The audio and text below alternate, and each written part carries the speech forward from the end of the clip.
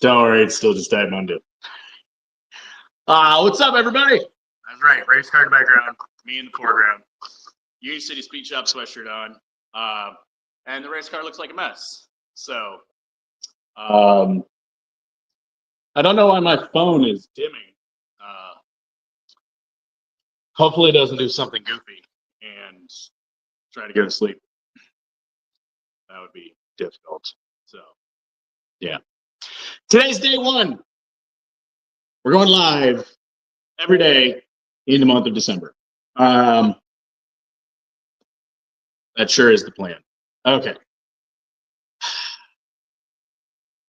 Phone dimmed again, so we're gonna.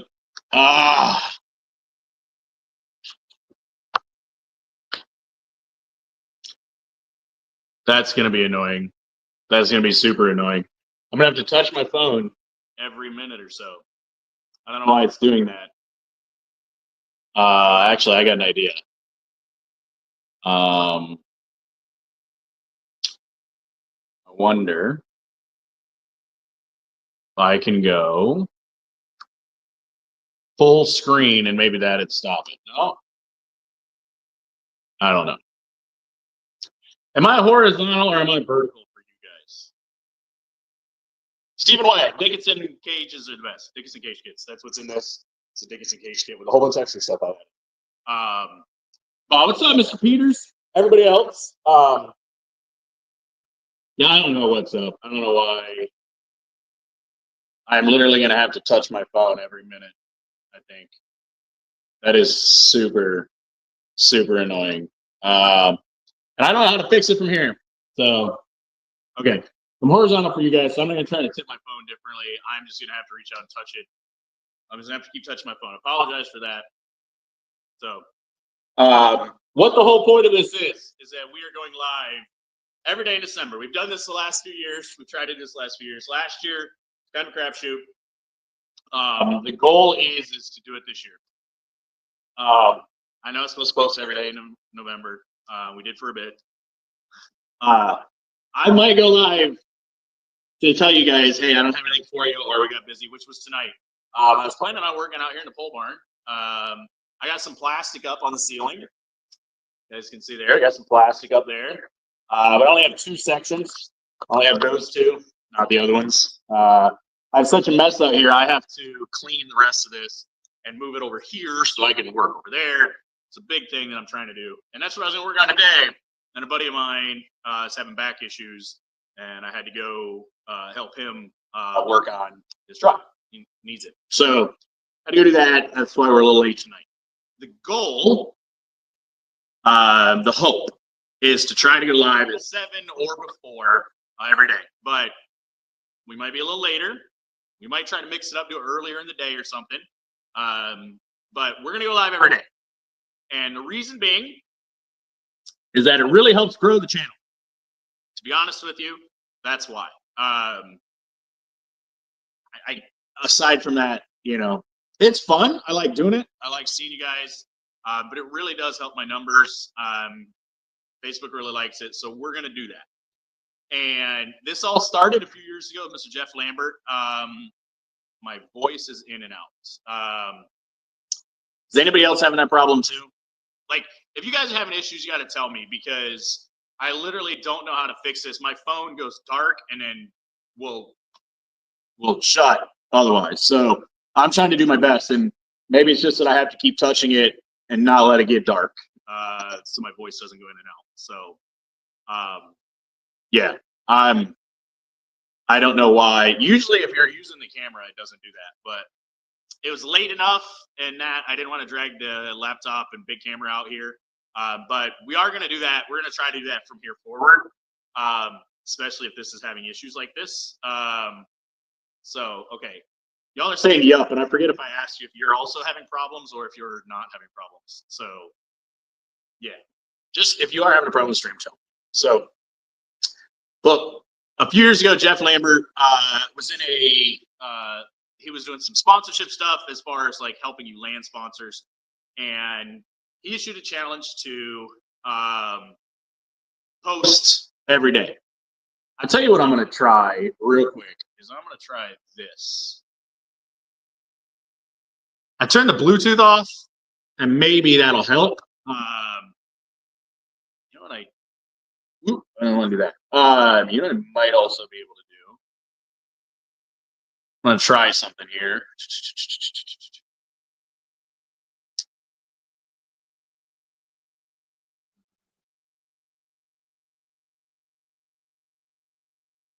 Nope.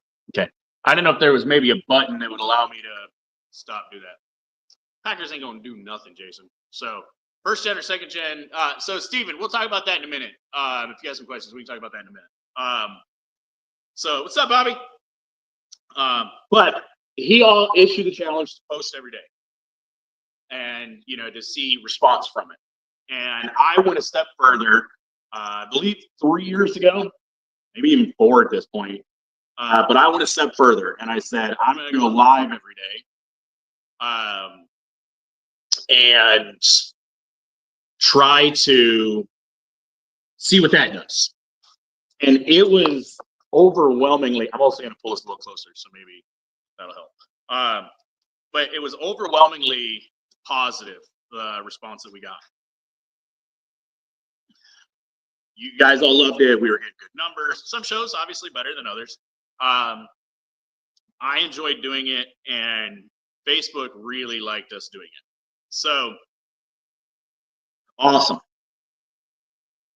So I just decided to keep doing it every year. That's the why, right? I'm gonna be just honest with you guys. We're trying to grow.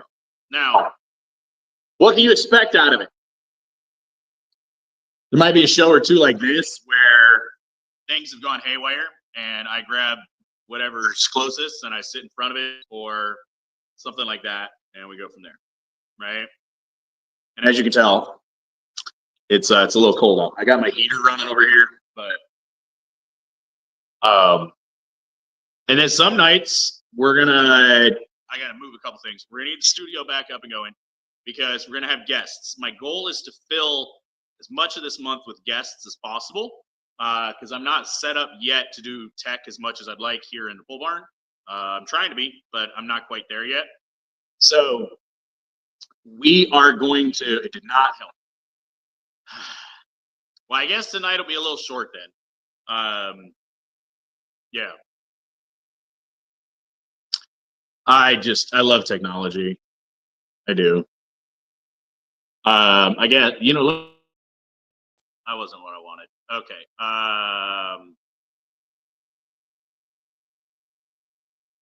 Trying one other thing here.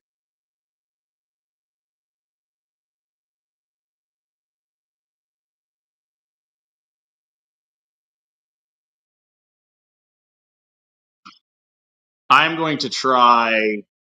All right, let me know now if the audio is better. I turned off echo and self-adjust, so we'll see if that helps. But the goal is I'm going to get stuff set up in the studio so that I can interview guests in there. I can interview them out here too, and we still might do that. So, yeah.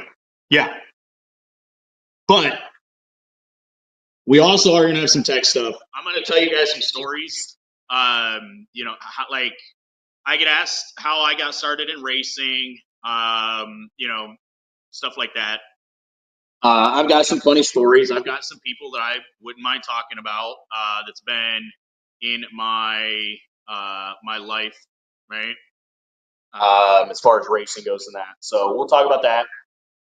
And we got PRI to look forward to, which is very soon. It's like the 12th. So we're like 2 weeks away from that. We're like a week and a half away from that. So we have that to look forward to. And then we're going to be interviewing some subscribers, right? Now, the thing that I would like your guys' help with is I would like to know who you want me to talk to, okay? You can post it here, you can tag them, whatever you need to do. But I want to interview people you want me to talk to, right? It doesn't have to be like a giant name in the sport. It can be, hey, I know a guy who runs my local track. He's raced 10 years. He's never won a race, but he's never missed a race, right? That'd be an awesome story to tell. So it doesn't have to be some big, special, fancy thing, right? We're going to try to. I'm reaching out to some of my contacts in the industry. We're going to try to have Lake Speed on. I'm reaching out to him. I got 2 other bigger people in the industry that I am currently talking to, but I can't name drop them. So, yeah, we're working on whether we can make something schedule-wise work. But it'd be pretty cool if I could get them on. Yeah. So those are kind of the big goals I have. I might even try to travel to a shop or 2 and sit down with some people if we can get close. So, I can't afford to drive, to Florida, stuff like that. But I would love to have some shop visits for people that aren't too far away. So, yeah. Also, if you guys are going to PRI, get with me because I'm going to try to film some content while I'm there that involves other racers. So, yeah, I'd really like to do that. So, if you're going to PRI, let me know. Nothing big, it's not like a big 2-hour interview or anything. It's just something I'd like to do. I have a concept of a plan. So, yeah. But that's what this is. We're going live every day. Might be short, might be long. We're going to do at least one Ask Me Anything, maybe a couple, stuff like that. So, yeah. And I'm probably going to do, I've done this before, and I've got some revisions. So we'll probably do, if I ran the racetrack, if I owned a racetrack, what would I do? We'll probably talk about that. We'll talk about rules at some point, because popular, right? We'll talk safety. We're going to do a big safety tech show. Yeah. So that's what I got. Normally when I say that, we lose a bunch of viewers, and that's fine. That's what I have for you guys tonight. That is the plan going forward. Okay. Now, you want to talk? We can talk. Steven had questions about Neon race car stuff. I have no issue with that tonight. If you guys want to chit chat for a few minutes, by all means, you can toss your questions. Do a safety week. We might do that, Delaney. Different areas of focus for different stuff. So, yeah. That's so annoying that I have to keep touching my phone. I don't know what is going on with that. So, yeah. But I am excited to do this. I'm excited for going live in December. I'm excited for PRI. I'm excited for this. I haven't been excited for a lot of stuff in a long time, but I'm pretty excited about it now. So I am sitting here in the shop looking at it differently than I have in a long time. I've got some plastic up. I've got plans for the rest of it. It's gonna be good. I'm really excited. I'm excited. So yeah. But all right. So Steven asks, first gen or second gen as far as Neons. To be dead honest, first gens. Yeah, they're depending on how iffy your rules get. A second gen, you can do a 2-4 swap. If it has to be, year specific kind of swapping because they had the SRT4. But most of them you can do 2-4 swapping this if you want. But the first gens were significantly lighter and shorter. A first gen and a second gen next to each other. There's a big roof height difference. Yeah, they're not. I've heard tell how the second gen is so much wider. I've never seen it. They seem pretty similar to me. I've owned a second gen. They make great street cars. The second gen is a vastly superior street car. But the first gens, in my opinion, are way better race cars, and they came in a 2-door, so they look better. Yeah, I'm team first gen, team 2-door, all day. You can swap a lot of parts from the second gen and the first gen, and kind of vice versa. So yeah, team first gen, right? Travis says, is it a good idea to cut the left spring on a Neon? I heard good and bad things. What's your opinion? So left rear spring, okay.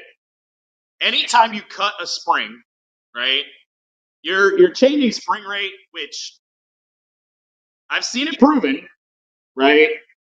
Like I've seen it. It changes the spring rate, but I can't wrap my head fully around why. Like I can't wrap my head around the physics of it. It changes the spring rate. However, the biggest thing that it does is it changes ride height on that corner. Okay. Cutting the left rear spring, especially in these cars, because when you're turning, the left rear ain't doing anything. Okay. If you have a rear sway bar, maybe, but otherwise, it really isn't doing anything. It's all statically. Oh, excuse me. And what it's doing statically is it's lowering the cross. Because if you have a shorter spring in the left rear, that corner's dropping, which means it's teetering, and it's just taking weight off from the right front. Yeah.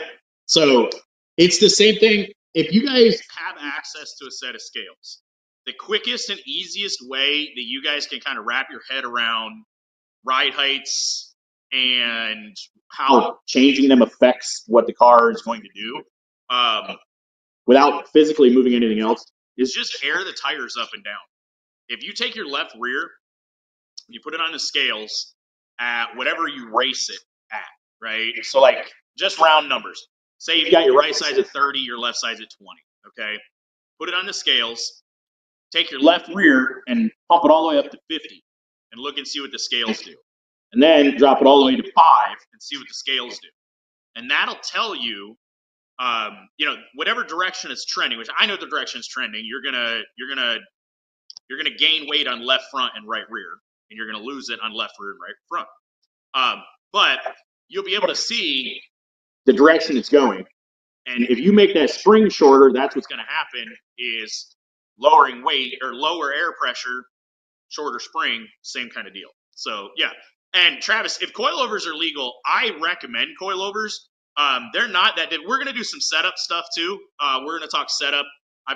We're gonna get the whiteboard set up, whether it's in here or whether it's in the studio. We're gonna get the whiteboard set up so that I can talk setup, right?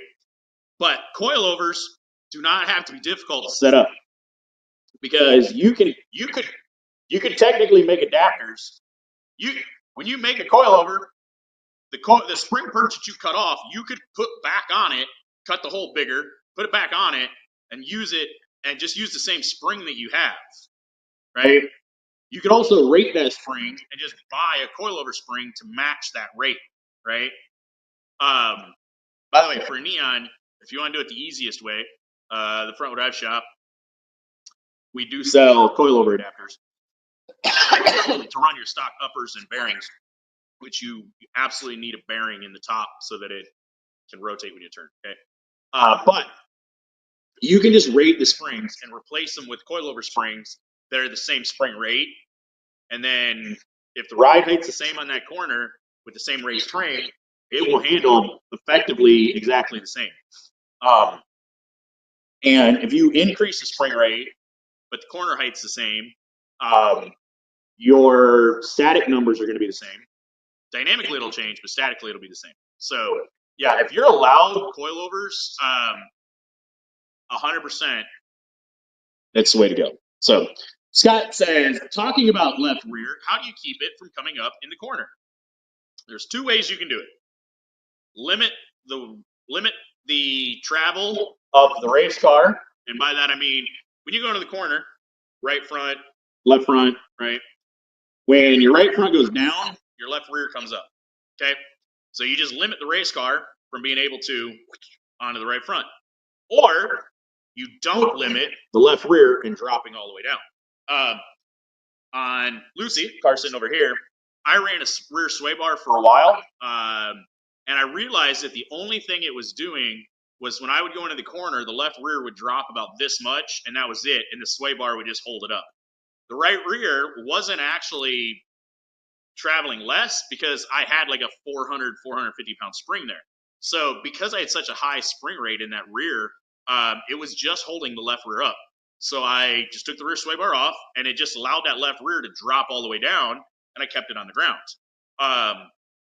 But if I limit the right front so that because part of that too, if your car is a mile in the air and you dip the right front until it bottoms out, then your left rear is going to come up a ton. If you have the car sitting lower and the right front moves a little bit, your left rear is not going to come off the ground. Okay. And I am of the personal conviction that 4 tires will always turn better than 3. Always. Okay. However, it's not necessarily disadvantageous in our cars, simply because if the car's not too loose, then I don't need extra grip in the rear.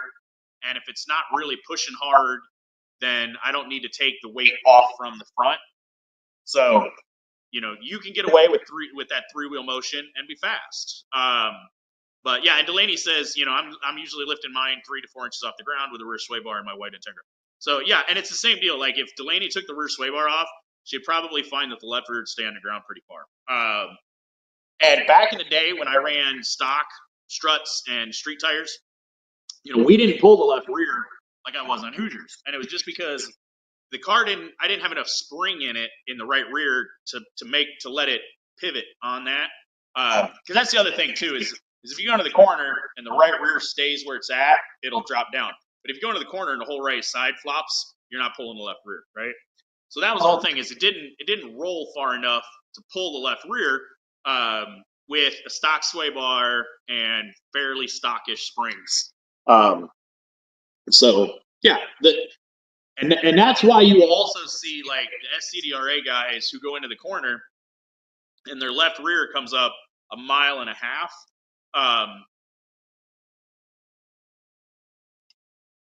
Most of the guys who've done that do that right rear is maxed out statically, and it's usually pretty stiff. But the right front has a ton of room to roll over and bite. So the left rear, I would venture some of those cars. I will be hand to God. I haven't had any top 10, 15, 20 SCDRA guys share their scale numbers with me. I haven't asked anybody, but I haven't had any of them share them. But I would venture a lot of those guys have next to no weight on the left rear to start with. And it's just because so many of them have that right rear so high up in the air. Yeah, but when they go into the corner, it just hikes the left rear 1 mile.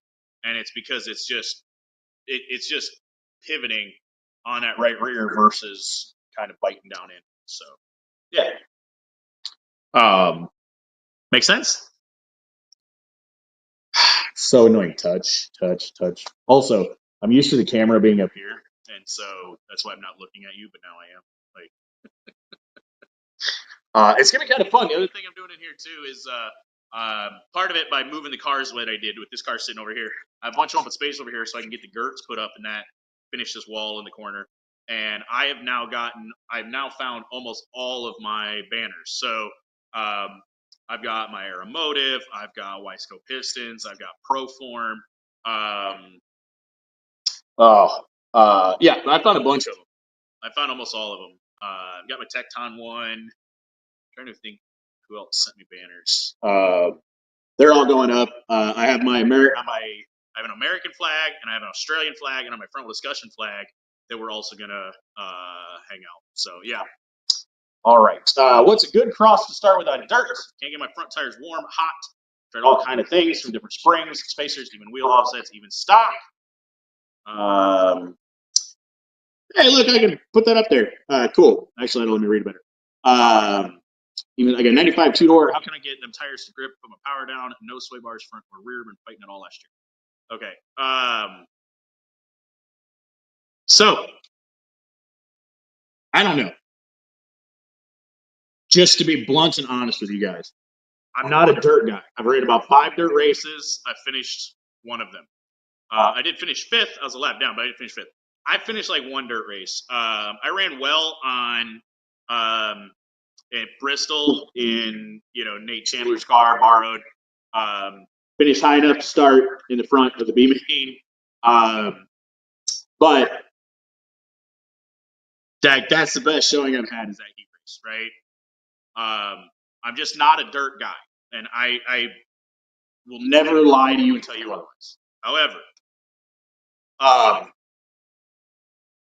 it's sort of the same thing. So on pavement, you want to do one of two things, and it's kind of track dependent.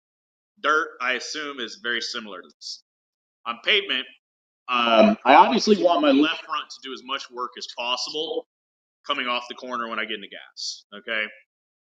Because if that tire has no weight, no traction, I'm just going to spin it, or it's just the car's just going to push, okay? So I want weight on the left front. But going in and then through the center of the corner, I need enough bite on my right front to get it to turn the way I need it to turn. And on asphalt, pavement, concrete, whatnot, the slicker the surface, right? So let's say it's like just worn out surface that has no grip in it, right?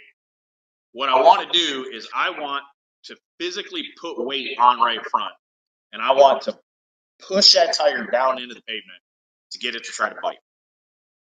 That is what I need to get that initial turn in to get it to bite, okay? But if I go someplace like Owasso Speedway, just paved everything, right? So they have a ton of grip. A ton of grip. So I don't want to do that because I'll overheat the tire. So I want to keep that front end flat, and I want to try to make the left front do all the work because physics is going to push the weight to the right front. I want to try to keep the weight on the left front to get it to do something, okay? So there's two very different approaches to that. Dirt, I assume, is very similar, okay? If I'm on a track that's rubbered up, that is just gripping, biting, and going, I want to try to keep the car flat, and I want to try to put the weight on the left front because the right front is going to get what it gets, and we're going to go. But if it's a track that's maybe dry slick or a little muddy, like there just is not traction, right? I want to let the car roll onto the right front. So you can do it a couple ways, and I'm telling you right now, this setup stuff for dirt is just my opinion, okay? Any of you dirt guys are welcome to chime in on this. This is just my opinion. I have not had a car to test this out, okay? I have driven the same car on dirt twice, and we made it better the second time, but then the crank sensor cut out. So, but otherwise, I've ran like 4 or 5 different cars on dirt. So, like, I've never ran the same car, and it's never been Nathan Chandler's is the closest I've come to a dedicated dirt car, okay? The rest were pavement cars we put on dirt, right? So, no sway bars is a good way to start to get it to roll over, okay? You don't want too stiff of a right front spring, but you do want a stiff right rear because of just what we were talking about. I want it to bite, okay? By having the right rear up in the air, letting the right rear roll over, I'm forcing that weight to the left front when I get back in the gas. I'm not letting it roll back off the front, okay? Now, something else to consider, if you have too wide of a tire, it's the same kind of deal. Your PSI, pounds per square inch, is going to be lower, and it won't bite as hard. So you might need a little bit narrower tire, okay? You might have to change your driving style. You might have to feather into gas, right? Let it bite, rotate, get traction, and then stand on it, okay? The other thing you can do is, if I've seen guys where they have way too stiff of a spring or way too soft, so it'll transfer a ton of weight over there, but it goes too far because now your control arm angles are all screwed up. Because that is the same thing. I will fully tell you, on these Neons, you don't want to go too low, even racing, because like dirt you could possibly get away with it. But when your control arm angles go uphill where this is the tire, it starts pushing that corner, and it actually actively tries to rotate the car. And you, like on pavement, you definitely don't want that. On dirt, it's just going to load the right front harder. Okay.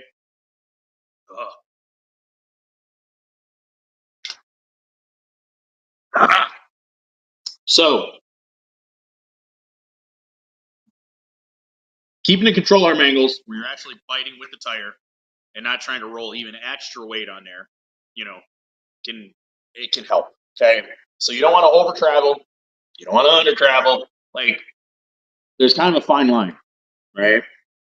And then just having the right rear stiff enough to keep the weight from transferring, and go from there. So I'm sorry I can't give you like do this, and this. I will never ever pretend across the board. I won't pretend that I'm an expert on things I'm not an expert on. Okay. I'm not going to tell you what parts to put in a K-Series Honda to build power. I can tell you the basics. You want compression, airflow, spark and fuel, right? But you want to know what parts go into Neon, know that, right? I can give you some good pavement setups. I can give you some good pavement advice. I've ran dirt a few times, but I've never been able to try a full top to bottom dirt setup of my making, right? So I'm not going to pretend that I am this big dirt wizard guru guy that knows all this stuff about dirt. I'm not. I don't. Like, I have my own ideas on what would work. I kind of want to build a Neon dirt car to see if they're right. But, yeah. Because I've always considered a well-balanced car as being the number one quality of success on either surface. I would say it's second. I would say a well-balanced car built to the driver is second, only to a driver that can drive a well-balanced car. Because I've seen some people that you could put in any car out there, and they would not do well. So yeah. Yeah, see, I won't. See, I would tell you, I won't agree with this one, Jeff. Keep the stock size tires on the rear where they belong and get bigger fronts. I won't agree with that. Because tire size can be a huge setup tool, and gearing can be huge, especially you dirt guys. Because a 185 65 14 across the rear, that's not going to make you faster or slower than a 195 70 back there, right? But if I'm allowed to run different tire sizes and based on the rules, well, maybe I want a 205 65 15 on the right rear, and to get that cross on my left rear, I might put okay, what's this one?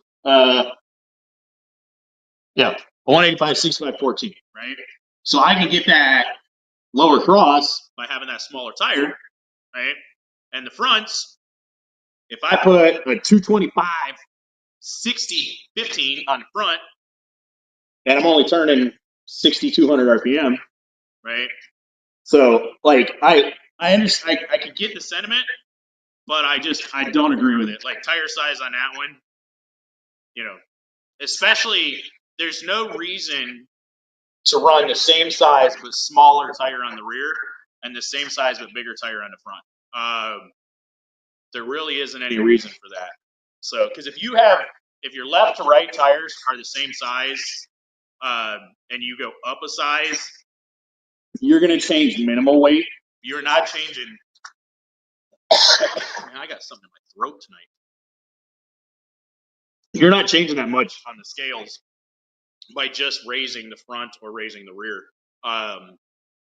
So yeah, and that goes to, again, if I'm at a track, if I'm on dirt and it is just dry slick as hell, and I got a big wide front tire with no PSI because it's so wide and big, and I'm not putting any weight on it, it isn't going to turn. Whereas, instead of a 245, maybe a 195, it actually bike harder. So yeah, it's just not. I can't say that's do this, get that. So yeah. Now, you've had success with it, especially on dirt. Cool. It works. Works for you. What size are those? I have second trailer tires here for my camper. I think those are 205 something 15. 14. Are those 14s? Yeah, those are 14s. So, got to put gearing in there as well, and putting bigger tires on would be good if it brings some out of it. Yeah, and that's exactly it. Tire size, especially on dirt, because you can get the same basic width. I mean, you could take, just random numbers, but you could take a 205 60 14 and a 205 60 15, and the sidewall and the tread should theoretically be the same, but that 15 is significantly bigger gearing wise. So with that same width and the same sidewall stiffness and stuff, theoretically they should handle the same. Theoretically, right? But your gearing is going to be completely different. Like the RPM you would gain or lose would be a lot. So yeah. That's why tires are one of those things that there are very, very few do this. Very few. Like the amount of people that tell me the air pressures they run, like especially pavement guys on DOTs. Yeah, I'm only running 32 in the right front. I'm like, like that thing's got to lay right over. Like I used to run 60 to 65 in my right front. We'd run anywhere from 54 to 65, depending on how much the track was biting and how far I was rolling the tire over to even the pressure. And that was with a 195 70 14 Sumitomo HTR 200s. So 185 60 15 on left front, right front and right rear, and left rear 185 60 15. Massive racing wheels, twin tail set. Yeah. And that's the thing, a 185 60 versus a 185 60. I'd be curious what the size difference is on that exactly. But yeah, big difference. But see, that's the same. Running those three, and then a smaller left rear. So Travis, the smaller left rear is the same as cutting like a coil out of the spring, theoretically, right? It does the same thing. And I used to when we had to run DOTs back in the day, they all four had to be the same size, right? And so I would run the left rear would have I would run 8 psi in it, so enough that it kept it off the ground. But everywhere I went, dude, your tire's flat. I'm like, no, it has 8 psi in it. It has 8 psi. It's not flat. No, dude, your tire's flat. It's not fucking flat, right? And it was because we had 8 psi in it, but it was because I could put it on the scales. Everyone's like, I think the amount of people I tell me, oh, run that thing like 60, 70 psi, so it crowns and you don't have any rolling resistance. I could change cross like 4 or 5 points. It was crazy because it puffed it up so much. Like I don't think it was 4 points. It was a lot.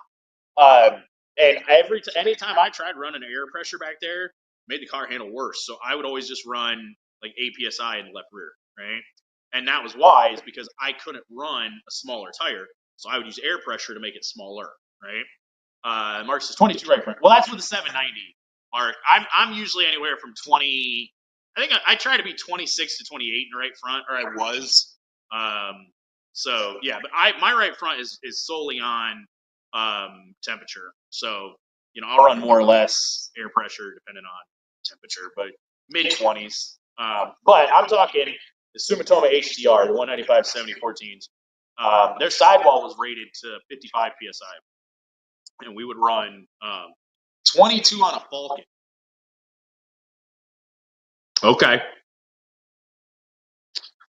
So same camber. If I ran the same camber on a Falcon as I did a Hoosier, I'd still run 32, 35 in a Falcon. So yeah, that's nuts. 22 on the right front of Falcon. Okay. Yeah. What's up, Mr. Justin Bradbury?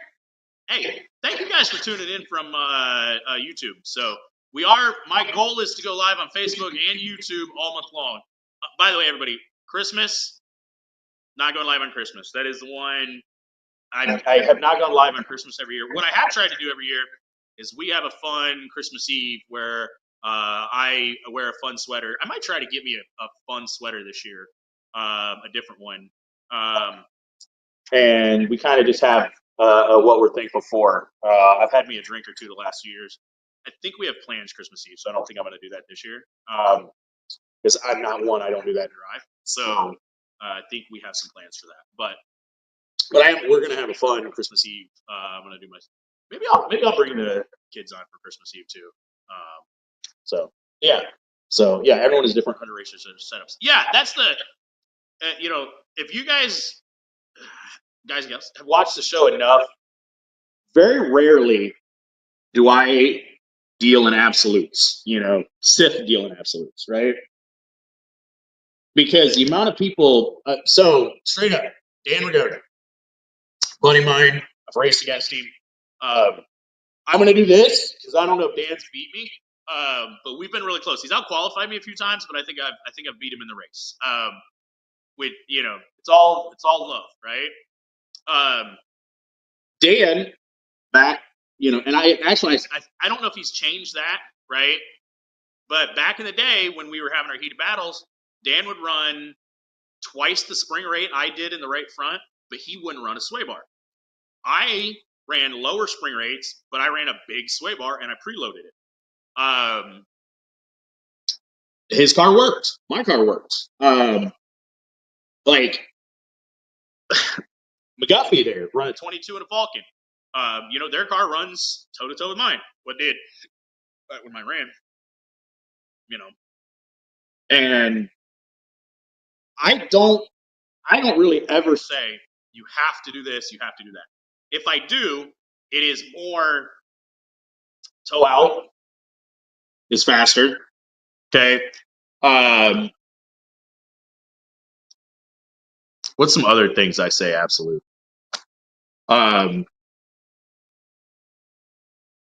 Safety, triple wrap your fucking seatbelts. There is no other way to do it. That's black and white, right or wrong, right? So like that's gonna absolutely deal. I try to talk in theory. I try to give explanations as to how, who, what, where, when, why. Same thing as cutting a coil off for the spring, right? For the left rear. Could be good, could be bad. Here's why it might work. Here's what it does. Here's what it doesn't. Right?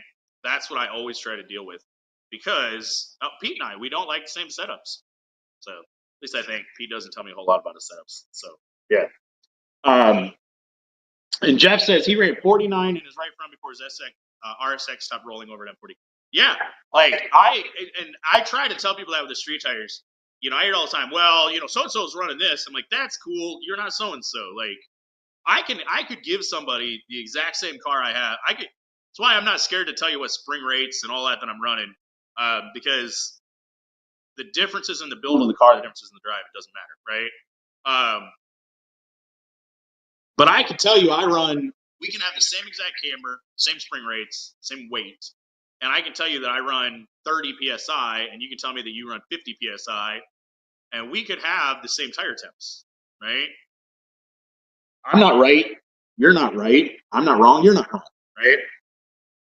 But I can tell you that if your tire temp is equal all the way across, that's probably faster than part of your tire is hot, part of it's cold because you're not running it right. So, and the sidewall is never faster than the tread. So there's an absolute. Yeah. So, but since I ran the late model rear wheel drive, I like 46 cross with bigger bar. Now everyone's doing it. Yeah. And the fun part about watching rear wheel drive setups is that so much of what they do is just to come up, like fix a deficiency, like back in the day, I've heard this, that back in the day, the big bar soft spring setups were developed is guys figured out if they could set the nose of the car on the ground and keep the air out from underneath it, they were faster. Well, to level the car out, you wanted a big bar. Well, you needed the soft springs to be able to drop it down. Well, then when they start limiting that, okay, well, then they're running coil bind setups. Well, then they're running tie down setups. Well, then they're running on bumps. And it's usually, I want X, and rules tell me I can't do X, so I did Y to mimic X, right? So that's the fun thing for me. And, see that and how can I apply it to what I do? So, yeah. Well, 45 minutes. I'm starting to get very cold. My legs are really starting to get cold. So I'll give this a couple more minutes if you guys have some more questions, another question or two. I'm just punking out on you guys tonight. I wasn't really expecting to be quite so long tonight. And I'm not gonna lie, this is really, really annoying me that I have to keep touching this for whatever stupid reason. Yeah. So I love you guys, but that's getting to me. But yeah, I'm getting cold. So it's because all I've got is don't mind the mess on the floor. I've got my radiant heater over here. It's a little ways away. This is like at the edge of where I can get, right? And so my left side and my legs are cold. So yeah. We got a chance to run Cobras on my buddy's car last month. After 100 laps, they still look brand new, and I could comfortably lay my hand on the right front. Dude, I'm trying. I'm not trying too hard, but I would like to get my. I would like to try to get my hands on some Cobras. I've yet to see where they're inferior tire. So, yeah. I'll say that, right? So, and Jeff says, I've heard people talk about side bite. Can you explain that? So, this is how I understand side bite. If someone would like to correct me, feel free to. Okay.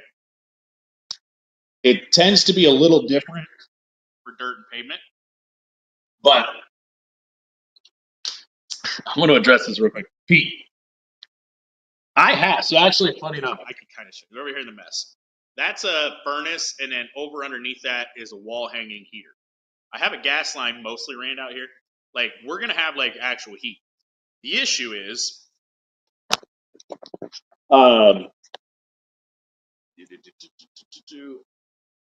this is an open ridge vent, and I have soffits on both sides. It wouldn't matter. The heat goes up and out. I've got these two sections covered in plastic. Those two right there, right?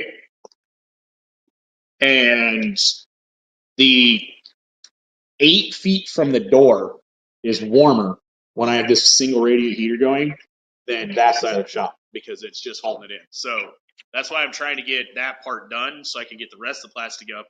But I also have the only thing between me and the outside is some house wrap and the tin. So that's the other part of it is for this winter we're going to struggle, but we're going to be doing good. So yeah. No, Pete, what happened was we buried a gas line, okay? A 1-inch PVC gas line. Out here at the pole barn, I have it ran up out of the ground like I'm supposed to with the proper termination. Up by the house, I have not dug the last 10 foot and put the other end in, ran it up, and teed it into the gas line. So the line is buried where and how it's supposed to be, but it's just capped off on both ends, and I have to dig one end out, and I haven't done that yet. So that's why. Yeah, but I haven't needed it yet because for a long time I didn't have all the roof or the door or stuff like that. So now we're here. So slowly, next winter, the goal is to have at least a little bit of insulation all the way around, and have a heater hanging up there, and then keep it just above freezing in here, and then warm it up just enough to work. So, but we're gonna start putting plastic up on the ceiling and going from there. So, yeah. All right, back to side bite, as Jeff asked. My understanding about side bite, okay? I welcome you to correct me or tell me your definition, okay? Side bite on dirt, the way it was explained to me, is that when you go into the corner and you pitch it, okay, it basically is how much, as you're going sideways, the car wants to grab and go, okay? Forward bite is obviously getting the gas, go forward. Side bite is when the car is yawed up. Pavement, okay, as we've talked about this, is when I go in and I turn the car, how much it actually turns and whether it continues to turn, okay? So there's no quantifiable way to measure side bite. It's sort of just a made up term to describe how the car is doing turning wise, especially on pavement. Okay. If I turn the tire, does it bite and turn, right? So at no point in my racing career have I worried about side bite. Because to me, the car turns or it doesn't turn, right? Or at least it doesn't turn how I want it to. And it's just where is it not turning and why, right? So you can basically think of it as when I turn the wheel and that front tire turns and my tire is diagonally across the track as I'm trying to get it to bite in, is it biting and going that direction, or is it sort of going that direction, right? Now, if someone has a better definition of that, by all means, please throw it out there. And I might try to look it up and make sure there isn't a different definition of that. So Jeff, check back in tomorrow, and I'll double check my work. But that's basically how it is. I've never worried about side bite. I've never called it side bite that I was worried about. So that makes sense. Yeah. But all right, guys and gals. Like I said, I'm freezing. Like it's cold out here. So I'm gonna go ahead. I'm gonna hop off for tonight. Thank you all for being here for night one. We are gonna do this. We're going live every day. It might be in the afternoon. It might be in the evening. We are aiming for 7-ish, but we'll see. So some of these are going to be for fun. Some of them are going to be for technical stuff. Some of them are definitely going to be fun. So are you rule limited to those bicycle tires? Not sure what you mean by bicycle tires. We run a Hoosier 790. That's what I run. Or the other typical one is a Falcon Azenia. I'd be dead honest with you. Mark might know, McGuffey might know. I don't know what the rules are for the DOT rules. But our 790s, yeah, I don't know what your definition of skinny is, Jeff. Because like our 790s they're labeled a 7, 23, 24, 14. Because they come in a 23 or a 24. They're labeled a 7, but it depends on the size of them. It's a 7-inch wide tire. But yeah, and we run. I know guys who run 195s, 205s, 215s, and 225s as far as the Falcons go. So yeah. But the rules, I don't think our rules limit us. And somebody local could chime in as far as the DOT stuff. But yeah, our 790s are just a 7-inch tire. The only one I have in the shop right now is on the back of that car over there, and there's a bunch of stuff around it, so I can't actually show you. So we can run any DOT tire, 265, 50, 15. Yeah, I part of that is, as far as tire wise, is that first number is just a manufacturer saying whether they can or can't, or the manufacturer is saying we give it this number. That doesn't necessarily mean how it's the section width. It doesn't always mean the tread width, right? But that goes to like on dirt. That might be too wide. I'm not saying yours isn't. Like you're having success with it, obviously, right? Yeah. Ours is tread wear mostly, but I don't know what the width rule is. But on pavement around us, DOT, there's typically like we couldn't run a 265. Yeah. I personally, if I was writing the DOT rules, you wouldn't be allowed wider than like a 205, and you wouldn't be allowed any shorter than like a 70. Because that's the whole point of their DOT rules is to try to save money and run regular tires. I'd make you run a regular tire. So, but the Falcon Azenia is, a 200 treadwear tire is pretty comparable to our 790s. So, but it all just depends on, like, on pavement, if you go too wide, like, you'd think you'd get more grip, but it doesn't necessarily help. There's a trade-off to it. So, all right. My throat is goofy. So, All right, guys and gals, I'm going to leave you go for tonight. We'll see you tomorrow. Have a great night.